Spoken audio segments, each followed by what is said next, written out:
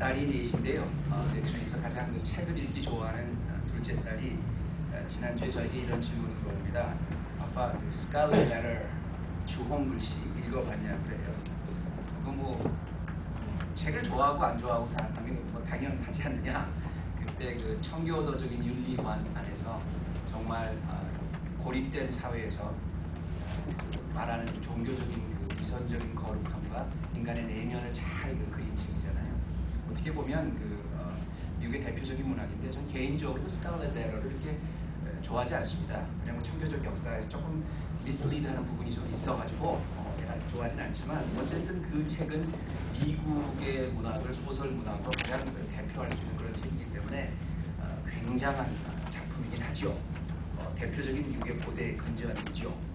목사서가 아니라 그거를 좋아하진 않지만 저는 그 스칼렛 레터, 주홍 글씨 그 배경을 저는 참 좋아합니다. 나오게 된 배경. 원래 스칼렛 레터를 쓴 나타니엘 호퍼는 공무원이었었죠.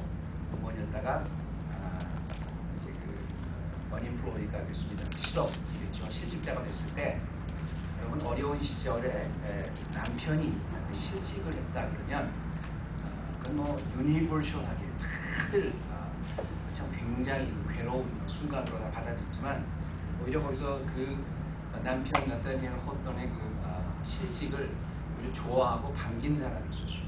바로 아내였습니다. 너무너무 잘 됐다. 당신은 원래 글 쓰는 재주가 있는 사람인데 일 때문에 못했는데 오히려 잘 됐지 않습니까? 아니 뭐 실직된 게 뭐가 대단합니까? 오히려 이걸 기회를 삼아서 계속 당신 적극적으로 지금도 글을 쓰십시오 하고 그를 오히려 격려해줬던 아내가 있었습니다. 그리고 그 아내의 격려를 받고 실제 이 아픔을 딛고 1년 동안 썼던 책이 나타니엘 호턴의 그 유명한 주홍 글씨라고 그래요. 스칼렛 레터라고 그래요. 그리고 그것이 세상에 나왔을 때 얼마나 많은 사람에게 영향을 미쳤습니까? 동의하든 동의하지 않든 좋아하든 안 하든 어쨌든 미국 근대 교전의 가장 대표적인 소설이 됐지요. 문제는 전 여기서 그 사건을 보고 이런 생각을 해요. 우리에게 어떤 사건이 닥치고 우리가 살아가는 삶 속에 당하는 모든 그 환경이 우리 앞에 나왔을 때 사람들은 그렇게 바랍니다. 좋은 환경이든 나쁜 환경이든 그것을 어떻게 받아들이냐에 따라서 그 사람이 불행할 수도 있고 행복할 수 있다는 건 세상에서 다 이야기하는 말입니다. 제가 뭐 긍정의 파워를 얘기하는 게 아니고요. 그렇잖아요. 어떤 일을 당하든 어려운 일을 당하든 아니면 자기가 아주 기분 좋은 자기 기대대로 하는 일을 당하든 그것을 어떤 식으로 받아들이는 것은 우리들의 몫입니다. 나타니엘 호턴 부인처럼 남편이 실업자가 된 것을 적극적으로 받아들여서 너무 좋아해서 오히려 그를 위대한 작가로 만든 수도 있는 것이고요. 당신이 지금 작가를 우리 앞으로 이제 뭘로 먹고 살아 그러면서 한탄을 할 수도 있는 겁니다. 거기에 따라서 우리들의 삶은 행복해질 수 있고 불행해질 수 있죠. 그렇다면 전 여러분에게 이런 도전을 한번 드려보고 싶습니다. 여러분 성도의 삶은 어떻습니까? 오늘 말씀의 제목이 성도의 행복은 다릅니까? 성도의 행복 역시 자기가 당한 상황을 어떻게 적극적으로 받아들이냐에 따라서 다를 수도 있고 행복할 수도 있고 불행할 수도 있다는 얘기인데 성도의 행복은 세상의 사람들의 행복과 다를까요? 저는 다르기도 하고 같기도 하다고 봅니다. 뭐가 다르기도 하고 같기도 하냐면 무슨 소리냐면 우선 성도의 삶이라는 건 뭐냐면 내가 그 자리를 간 게 아닙니다. 하나님이 나를 통치하시고 하나님이 나를 인도하시기 때문에 하나님이 인도해 주신 겁니다. 내가 무슨 상황을 만나든 내가 기대했던 상황을 만나든 아니면 내가 기대하지 않은 방향으로 나의 삶이 갔던 그건 하나님이 인도해 주신 거기 때문에 그걸 굳건히 믿는 사람이 성도예요. 반면에 세상 사람들은 내가 잘 믿었던 잘 됐던 안 됐던 간에 그것이 내가 했다고 생각을 해요.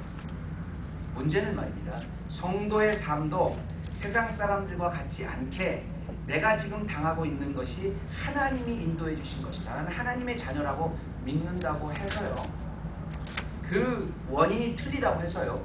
그것을 반응하는 나의 비헤이비어가 틀리면 세상과 똑같이 불행할 수도 있고 행복할 수 있다는 거예요.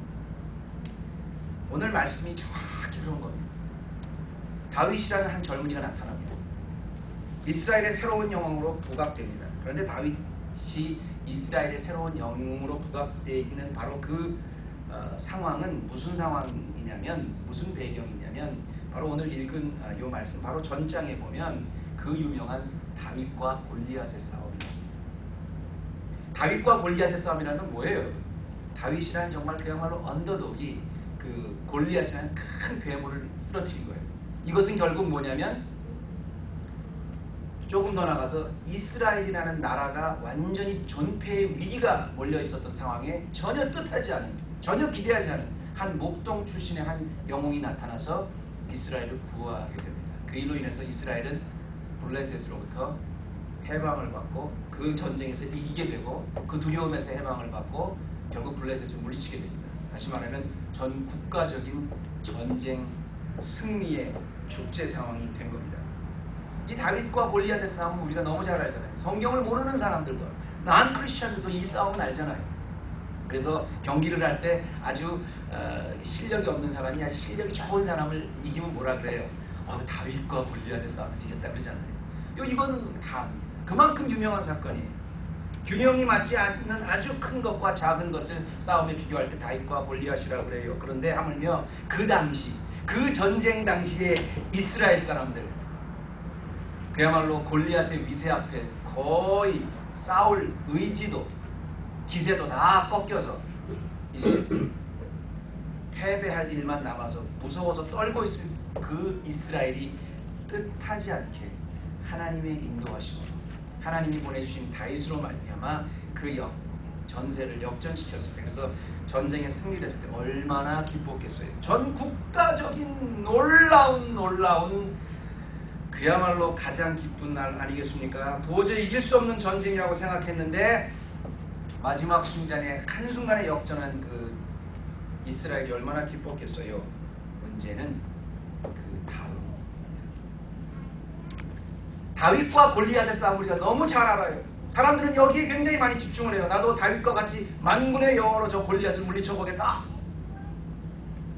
나도 골리앗이 되지 않겠다. 나도 이길 수 있다. 긍정의 파워 막 얘기해요. 문제는 그 싸움 다음입니다.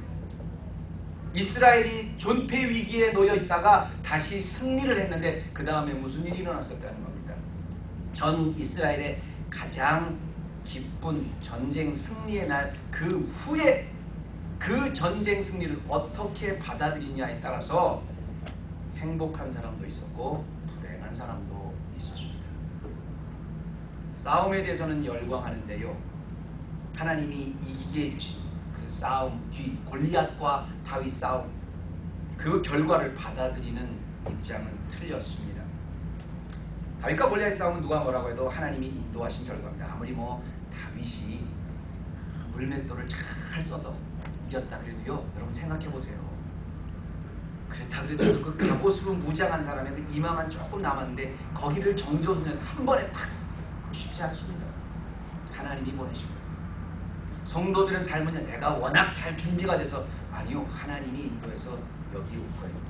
문제는 하나님이 주신 이 삶에 내가 기대한 대로 됐던 안 됐던 그걸 받아들이는 나의 자세가 똑같을 수 없고요. 그 똑같지 않은 자세에 의해서 성도들의 행복과 불행이 결정된다는 거죠.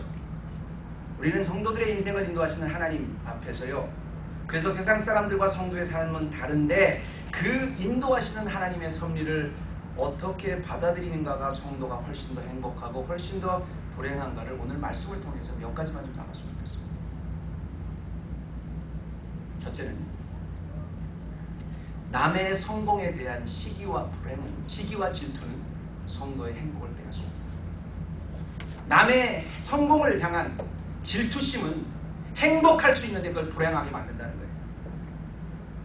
첫 번째 보면 우리 17절 18장 9절에 보면 이런 말이 나요. 그날 후로, 지금 다윗과 사울에 관한 이야기인데요, 사울이 다윗을 주목하였더라 이렇게 나오죠. 왜 주목하였냐면 8절에 보니까 사울이 이 말에 불쾌하여 심히 노하여 그 말에 다윗을 주목하였더라 그랬습니다. 그러니까 전쟁 승리가 뜻밖의 주어졌죠. 그래서 전쟁 끝나고 돌아오는데 사람들이 막 열광하죠. 근데 그 가운데 다윗이 주인공의 중심에 서게 됩니다. 그 말을 듣고 사울이 심히 불쾌하여 다윗을 주목하였더라 그래요. 근데 다윗을 주목하였더라는 한국말에는 그냥 저놈이 어떤 놈인가 하고 이렇게 봤다는 것을 오해할 수 있습니다만, 영어 성경에 보면 그날 이후로 And from that time on Saul kept a jealous eye on David. jealous eye, 아주 질투하는 눈을 가지고 그를 바라봤다는 그런 뜻입니다. 이 원어에도 아인이라는 그 눈을, 아주 눈이 아주 그 다음부터 시기가 가득한 눈으로 바라봤다는 거죠. 하나님이 싸움에 이기게 해주셨는데 그 이긴 주인공이, 열광받는 주인공이 다윗이다 보니까 그 다음부터는 사울이 불편해지기 시작했어요. 그런데 여기는 여러분, 우리 성도의 삶에는, 하나님이 인도하신 성도의 삶에 성공과 실패 그리고 행복과 불행은 사실 우리 제 몫이라고 제가 말씀드리는 이유는 왜 그러냐면, 이 말씀을 가만히 보면요, 다윗과 골리앗의 싸움이 이전에 이미 이렇게 역사가 흘러가도록 예견된 하나님의 섭리가 나옵니다. 언제 나와요? 15장에 나와요. 14장에도 나옵니다. 뭐라고 나와요? 사울이 아멜렉과 싸움할 때 하나님께 불순종을 합니다. 자기의 욕심으로 하나님의 뜻대로 싸우지 않아요. 자기 것 훔쳐요. 그래서 나중에 사무엘이 오발대발하면서, 아니 사울이 어쩜 이런 일을 하셨습니까? 하나님은 순종이 제사보다 더 기뻐하시는 걸 모르셨습니까? 우리가 알잖아요. 순종이 제사보다 기쁩니다. 그건 어디서 나온 말이에요? 그 전에 이미 그런 배경이 있어서 이제 그 일로 인해서 사울의 시대가 저물어가고 다윗이 부상하고 새로운 왕조가 부상한다는 것 하나님이 가르쳐 주셨어요. 그건 하나님의 역사였고 역사의 흐름이었습니다. 하나님의 인도하심이었습니다. 다윗이 승전한 것, 골리앗을 이긴 것, 이미 다윗 왕조를 이제 세우기 시작한 하나님의 섭리가 있었다는 겁니다. 그걸 받아들이지 못했어요. 왜? 알았지만 받아들이지 못했어요. 저 찬양받고 열광받는데 주인공은 내가 돼야 되는데, 사울인 내가 돼야 되는데, 하나님은 너의 시대는 이제 끝났는데 그거 받아들이지 못했어요. 그래서 사울은 시기하고 질투했습니다. 문제는 그날부터 다윗을 눈여겨보기 시작했던 사울은 그 삶이 어땠을까요? 그 내면이 끔찍하게 괴로워지기 시작합니다. 이 바로 다음 절의 10절에 보면 나중에 그에게 하나님이 보내신 악신이 덮쳐서요, 다윗은 시기하고 질투할 뿐 아니라 적극적으로 다윗한테 창을 던져요. 그리고 다윗을 내쫓아요. 그리고 죽이로 끈질기게 쫓아다녀요. 역사의 흐름, 하나님이 인도하시는 그 인도를 받아들이지 못하는 것, 내가 그 주인공이 돼야 되는데 하고 그 안타까움 때문에 질투했던 그 마음이 사울을 불행하게 만들었습니다. 질투심이 사울을 무너뜨렸어요. 우리나라 말에 말입니다. 난 제일 싫어하는 말이면서도 참 우리나라 사람들의 심리를 참 잘 묘사한 말이 뭐냐면, 사촌이 땅을 사면 배가 아프다, 그런 말을 듣는데요. 어쩌 물론 그다 우리의 죄성이긴 하지만 저는 그 중에서도 그 말이 특별히 우리 한국 분들에게는 참 맞는 말이라고 그런 게요.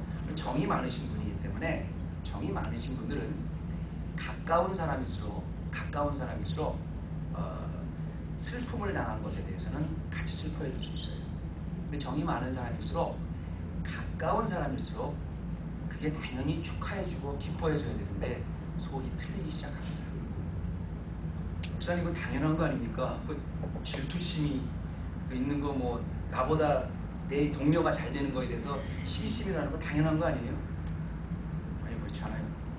하나님이 주신 전 국가적인 승리의 축제 앞에서도 그를 행복하지 못하게 만들 수 있고요, 그걸 통해서 그 사람의 인생을 황폐할 수 있는, 아주 불행하게 만들 수 있어요.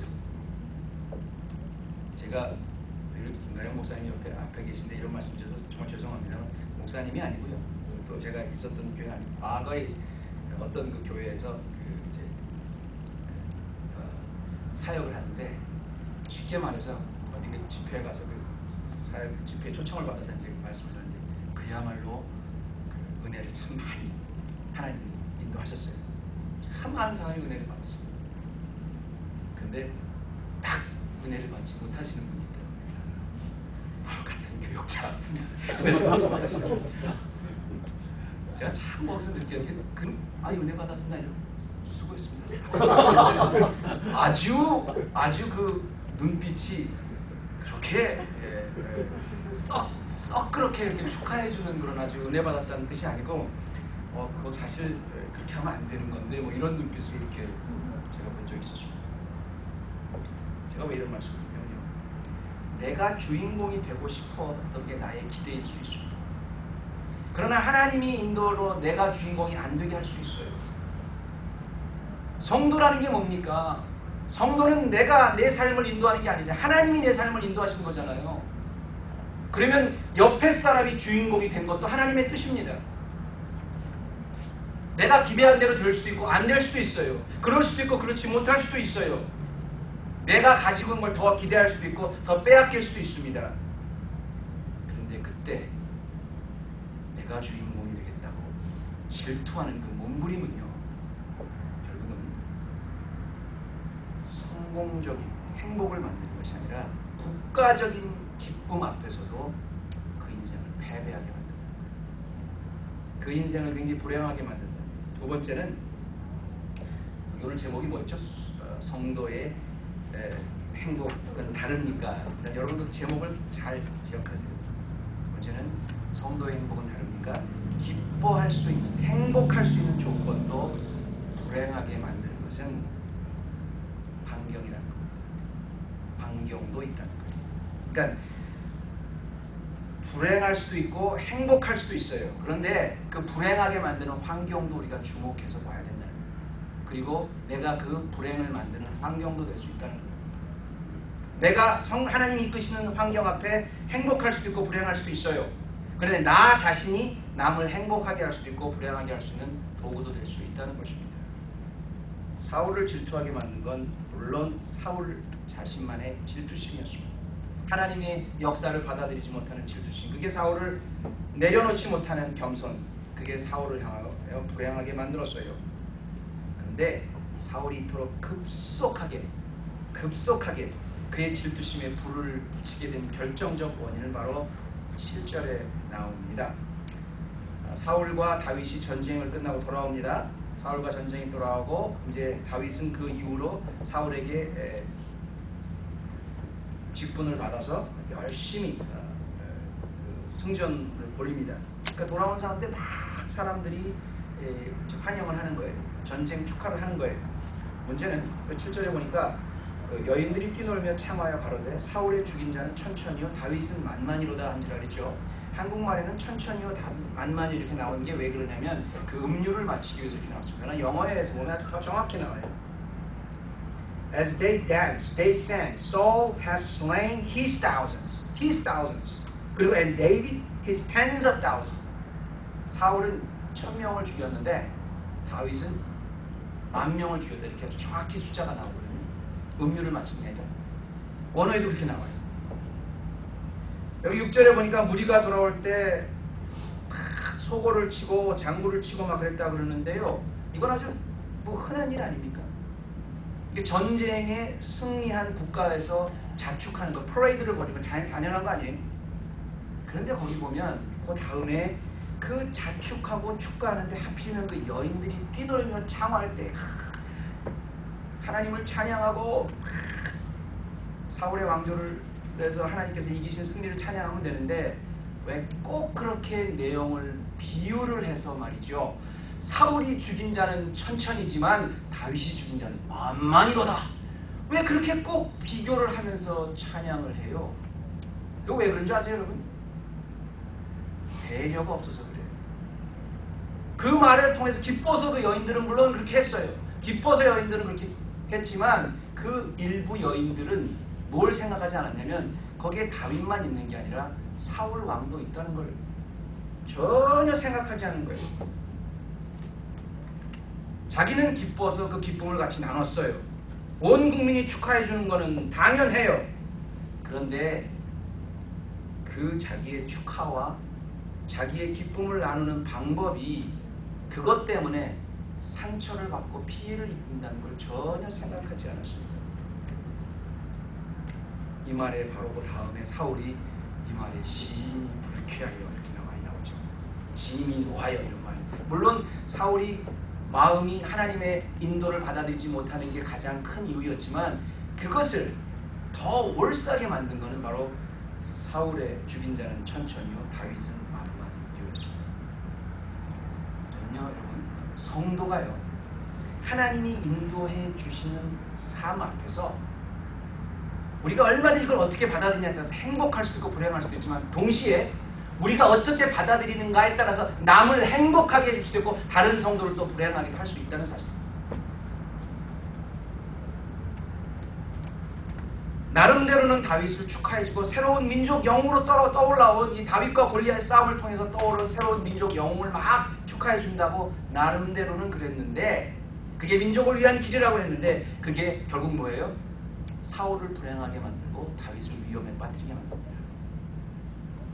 이후로 사울이 주목하기 시작했죠. 그리고 다윗 미워하기 시작했죠. 나중에 다윗한테 창을 던지죠. 그리고 다윗을 쫓아다닙니다. 나중에 심한 질투심에 사로잡혀 있던 사울은 다윗을 죽이기 위해서 군대를 끌고 자기의 정렬을 소비하는 그런 어리석은 행동을 하게 됩니다. 근데 왜 그래요? 그렇게 불을 지핀 게 누구예요? 사울의 죽인 자는 천천히요 다윗의 죽인 자는 만만이로다. 그 기쁨을 이야기하면서 남을 전혀 배려하지 않는 그 성도, 그 이스라엘 여인 우리 크리스찬들은 말이죠. 전 이런 생각을 좀 했습니다. 사랑은 무례하지 않다 그랬거든요. 우리 좀 무례하지 않았으면 좋겠어요. 나 하나님이 기쁨 주셔서 은혜스러워요. 막 좋습니다. 그러나 내가 말하는 것 자체는 책임을 져야 돼요. 그 말로 어느 한군가에 내 말 때문에 상처를 받는 사람이 있다. 그러면 좀 생각하고 말을 못해요. 어떤 분은 그러시더라고요. 너무 말을 조심 안 하시는 분이 있어서 제가 이렇게 무슨 문제가 생겨서 어떤 이야기를 했던 과거에 국가에서 있었을 얘기인데 아이고 그렇게 상처를 많이 받는데 말을 좀 조심하셔야 되잖아요. 그건 너무 자신감이 많으시더라고요. 나는 내가 나를 너무 사랑하기 때문에 다른 사람까지 관여할 그런 여유는 없습니다. 나는 기면기고 아니면 아닙니다. 남에게 상처 다 줘놓고 화끈한 사람 뒤끝이 없어요. 그 사람처럼 뒤끝 있는 사람 없는 거예요. 나는 뒤끝이 없어요. 남 이미 상처 다 받았는데 그게 뒤끝이지 뭐가 뒤끝이에요. 나는 뒤끝이 없어요. 사랑은 무례하지 않다 그랬는데 이 말을 들어서 상대방이 어떻게 생각할까? 이 말 때문에 혹시 센시티브하게 하지 않을까? 말해놓고 나서 나는 가만히 보면 참 꾸밈이 없단 말이야. 그게 뭐예요 여러분? 모든 욕심은 사울의 마음에서 시작했습니다. 그러나 그 욕심에 불을 지른 것은 여인들의 주책 없는 말이었어요. 크리스찬들은요 센스도 좀 있어야 된다고 생각해요. 배려도 좀 할 줄 안다고 생각해요. 예수님이 그러셨잖아요. 예수님이 어디 잔치집에 가서 니네들이 지금 이거 놀고 먹을 때냐 그래서 예수님이 가서 흥겹게 같이 놀아주셨어요. 예수님이 어디 장례식 집에 가서 얘는 믿음이 없어서 이제 지금 뭐에 슬퍼해 뭐 이러지 않으셨잖아요. 같이 슬퍼하고 울어주셨다고요. 잔치집에서 또 흥겨해 주셨다고요. 여러분 우리를 주를 좀 보세요. 내가 마음껏 은혜 받아서 은혜 받았다. 내가 어떻게 한다. 내 말 굉장히 좋습니다. 다만 내 말로 인해서 내 표현으로 인해서 내 행복이 좋다고 해서 그걸로 인해서 우리 주위의 다른 성도가 피해를 받는다면 그거 우리 멈춰야죠. 제가 우리 죄송합니다. 이 헤브론 교회 가주 헤브론 교회에 나와서 제가 여러분에게 간증했던 거 하나 있잖아요. 하나 제가 배운 게 있다. 목사에서 아무리 좋은 말이라고 해도 아무리 맞는 거라고 해도 아무리 제가 옳다고 해도 그것이 복음의 진리가 아니냐 상대방이 받아들일 준비가 안 됐을 때는 받아들이게 합니다. 맞아요. 왜 우리는 그렇게 마음대로 얘기해요? 왜 우리는 생각을 안 하고 얘기를 해요? 아니요.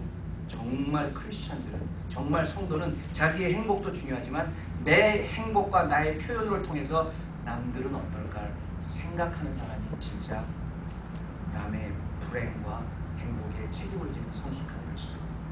또 하나 성도의 행복은 다릅니까죠.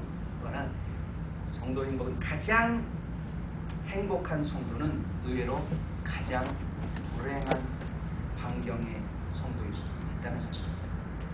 그 말은 다시 말하면 가장 불행한 성도는 가장 행복한 성도일 수도 있다는 거예요. 조건이 아무런 상관없이 가장 행복한 성도, 정말 주님이 원하는 성도의 행복은 오히려 가장 불행한 환경을 가진 사람일 수 있다는 거죠.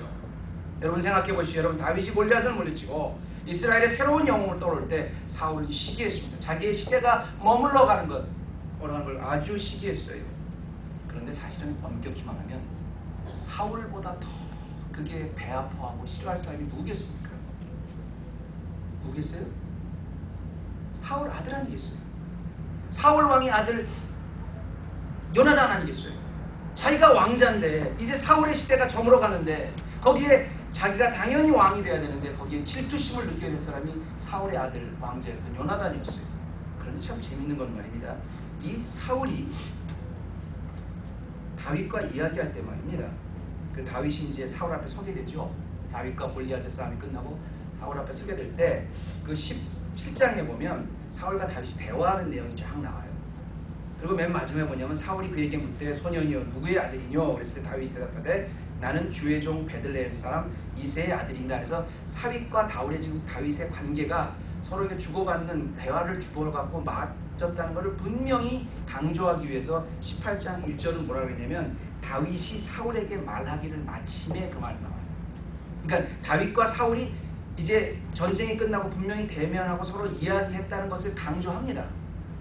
그리고 다윗과 사울이 개인적으로 서로 만나서 이야기했는데 그 이야기, 그 장면을 보면서 그 장면을 마침에 그 끝나자마자 잉크가 마르기도 전에 사무엘상 저자는 이렇게 말합니다. 요나단의 마음이 다윗의 마음과 연락되어 요나단이 그를 자기 생명같이 사랑한다. 그리고 생명같이 사랑하는 게 야 하나님의 일이니까 저건 내 자리인데 내가 기부업 해야 되겠다. 억지로 일을 하면 그랬다는 게 아니라 요나단이 그를 자기 생명같이 사랑하니라가 3절에 또 나와요. 요나단은 다윗을 자기 생명같이 사랑하여 더불어 언약을 맺었다는 것입니다. 그러니까 다윗과 골리앗의 싸움 이후에 나라에 큰 경사가 있은 이후에 전쟁 승리한 이후에 사울이 다윗을 만났습니다. 그리고 장면을 봐요. 하나님의 역사에 흐르는 역사를 보기 시작합니다. 근데 그 말이 끝나는 그 상황을 대면한 바로 그 앞에서 요나단은 다윗을 사랑하기 시작합니다. 야 하나님이 이제 새로운 전쟁 영웅으로 세우셨구나. 새로운 지도자로 세우셨구나. 다윗의 실력대로 인정해 주었어요. 그리고 사랑했을 뿐 아니라 그냥 억지로 그걸 사랑하는 게 아니라 하나님이 만들어주신 그 상황을 시기한 게 아니라 적극적으로 끌어안았어요. 그리고 3절에 보니까 다윗을 자기 생명같이 사랑하고 더불어 언약을 맺었다고 했습니다. 왕위 계승자인 요나단이 다윗과 언약을 맺은 그 순간에 자기가 철저하게 경계할 대상이 자기의 친구로 변한 겁니다. 그리고 다윗의 앞길이 밝아졌어요. 요나단의 앞길도 밝아졌습니다. 무엇보다 요나단이 얼마나 좋은 친구를 만들어서 그 마음이 행복했겠어요. 여러분 사실은 사람을 미워하는 게 사실은 사람을 사랑하는 것보다 훨씬 더 힘듭니다. 친구가 있고 서로 사랑하게 되면요 참 힘이 나요. 에너지가 생겨요. 근데 사람을 미워하고 시기하고 질투하기 시작하면요 저건 내 자리인데 저거 웬 목동 출신의 이름도 없는 놈이 갑자기 나타나서 저렇게 사람들에게 인기를 끌기 시작하나 그때부터요 그 사람 자체가 얼마나 불행해지는지 몰라요. 중요한 것은 요나단은 사랑했을 뿐 아니라 그 증거에 보면 4절에 이런 말이 나와요. 4절에 보니까 요나단이 자기의 입었던 겉옷을 벗어서 다윗에게 주었고 그 군복과 칼과 활과 띠도 군다했다. 그냥 군복이 아닙니다. 왕자가 입는 군복, 왕자의 신분을 대신하는 군복입니다. 자기 칼, 왕자가 쓰는 칼이에요. 그 나라의 제2인자가 쓰는 칼이에요. 그걸 다윗에게 주었어요. 얘는 네 것. 세상으로 보면 뭐예요? 자기가 다 잃어버리게 생겼는데 오히려 그 사람을 시기하고 뒤에서 비방하는 게 아니라 그래 이게 하나님의 뜻이구나 다 줬다는 거예요. 그리고 세상적으로 뭡니까? 참 요나단은 속이 없는 사람이었더라. 주제를 파악하지 못하는 사람이었더라. 아니요. 요나단은 가장 가장 행복한 사람이었어요. 하나님이 하시는 그 섭리를 가장 잘 받아들이는 사람이었어요. 그리고 하나님이 어떻게 축복해 주는지 아십니까? 요나단이 그걸로 굉장히 행복했기도 했지만 나중에 이제 사울의 왕가가 하나님 약속대로 다 멸망하고 나서 사울의 왕가가 다 무너질 때 심지어는 요나단까지 다 죽었어요. 그랬을 때 요나단의 절뚝발이 아들 무비보셋을 누가 걷어줘요? 다윗이 걷어줍니다. 왕의 자식인데 몰락한 왕가에 다 손가락질 하는데 그 중에서도 무비보셋이라는 그 요나단의 그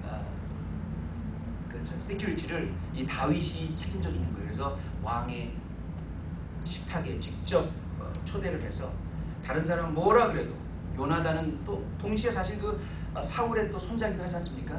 근데 오히려 자기 아들의 그 복지까지도 완전히 다윗이 다 책임을 져줍니다. 참 그런 거 보면요, 전 이런 생각을 해요. 요나단이 세상적으로 보면 굉장히 속도 없는 사람, 자기 거 다 뺏기게 생겼는데 그걸 시기하지 않고 자기 걸 오히려 적극적으로 주고 그걸 도와준 사람, 그리고 다윗을 보호해 주잖아요. 사울이 다윗을 쫓아다닐 때 제일 먼저 앞장서서 변호해주고 보호해준 사람이 요나단이거든요. 자기만 행복했을 뿐 아니라 대를 이어서 안전을 보장받았어요. 어차피 사울의 왕가는 하나님이 무너뜨리게 하셨습니다. 그거 받아들였어요. 적극적으로 받아들였어요. 자기의 기대대로는 되지 않았지만 그 하나님 앞에 순종했어요. 그랬더니 오히려 자기만 행복할 뿐 아니라 자기의 대를 이어서 자기 아들까지 안정을 보장받았어요. 여러분, 사울이 왜 이렇게 질투했다고 생각하세요? 왜 이렇게 사울이 근본적인 그 마음이 사울이 질투해서 다윗을 보고 그날 이후로 주목했던 이유가 뭐라고 보십니까? 전 이렇게 봐요. 자기 것을 뺏기지 않으려는 그런 욕심이 아니었다 생각해요. 사울이 자기 나름대로는 자기 위치를 지켜보겠다고, 자기가 주인공이 되는데 이제는 다윗이 새로운 주인공이 되는구나, 그걸 보고 질투해서 지켜보기 시작했어요. 그 두려움이 다윗을 경계하게 만들었습니다. 그리고 그 경계는 결국 사울을 불행하게 만들었고요. 불행하게 만들었을 뿐 아니라 하나도 못 지키게 했어요. 오히려 사울이라는 인물을, 한나라의 왕이었던 사울을 그 말년에 질투의 감옥에 갇혀서 황폐하게 만들었습니다. 비참하게 만들었습니다. 반면에 요나단은 하나님이 인도하시는 성도의 앞에서 자기가 기대하는 대로 되지 않았지만, 기대하는 방향대로 되지 않았지만 그것을 적극적으로 끌어안고 오히려 자기가 더 한 발 더 나아가서 그것을 맡고 어드밋을 했을 때 자기뿐 아니라 대를 이어서 행복한 안전을 보장받았죠. 오늘 우리 교회가 이제 2월 30일입니다. 6개월이 됐어요. 2013년 정확히 딱 반이 되는 날이 오늘입니다. 오늘이 또 저희 그 마침 결혼 딱 23주년 되는 날이기도 하고요. 근데 얼바인으로 이사 온 지 딱 한 달 됐지만, 얼바인으로 이제 이사 오고 하나님께 보내주신 한 달 됐지만, 제가 오늘 왜 이 말씀을 이렇게 픽했냐면, 뒤를 한번 돌아봤어요. 작년을 한번 생각했습니다. 지금까지 있었던 일을 가만히 보니까 제가 다른 건 다 여러분에게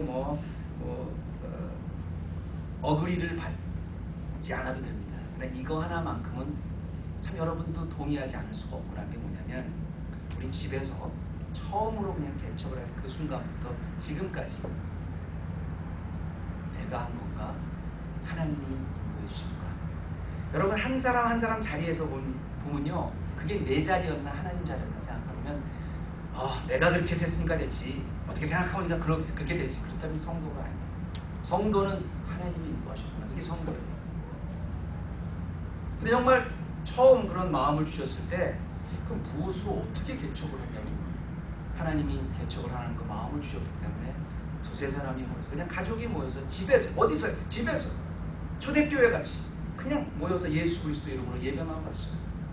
그런데 오늘 보니까 6개월이 됐는데 하나님이 그 프로의 칸을 거쳐서 탄탄하게 오늘까지 인도해 주셨어요.